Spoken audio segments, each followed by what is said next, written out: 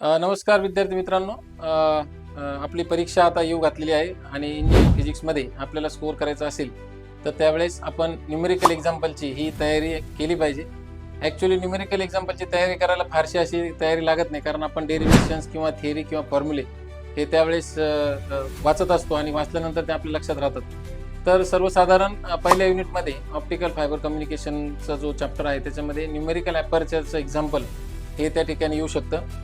दुसऱ्या युनिटमध्ये क्वांटम मेकॅनिक्समध्ये डी ब्रॉग्ली हायपोथेसिस आणि पार्टिकल इन रिजिड बॉक्स ह्या दोनवर एक्झाम्पल त्या ठिकाणी आपल्याला परीक्षेमध्ये असू शकतं. असे 2 एक्झाम्पल येण्याची शक्यता असते. युनिट नंबर 3मध्ये इंटरफरन्स आणि पोलरायझेशन असं दोन्ही कॉम्बिनेशन आहे. तर थिन फिल्मचं डार्क बँड किंवा ब्राईट बँडवरचं एक्झाम्पल, किंवा वेस्ट शेप फिल्मचं सेकंड्स ऑफ ॲन आर्कवरचं एक्झाम्पल अँगल, आणि त्यानंतर लॉ ऑफ मॅलस जो आहे त्याच्यावरचं इंटेन्सिटीचं एक्झाम्पल हे आपल्याला विचारलं जाऊ शकतं. पुढच्या युनिटमध्ये सेमीकंडक्टर आहे, हॉल इफेक्टचं एक्झाम्पल आपण हे बघितलेच पाहिजे, आणि अल्ट्रासोनिकमध्ये डिस्टन्स ट्रॅव्हलचं एक्झाम्पल आपल्याला येईल, आणि सुपर कंडक्टिव्हिटीचं क्रिटिकल मॅग्नेटिक फील्डचा जो फॉर्म्युला आहे आपला त्यावर सुद्धा एक्झाम्पल येण्याची शक्यता असते.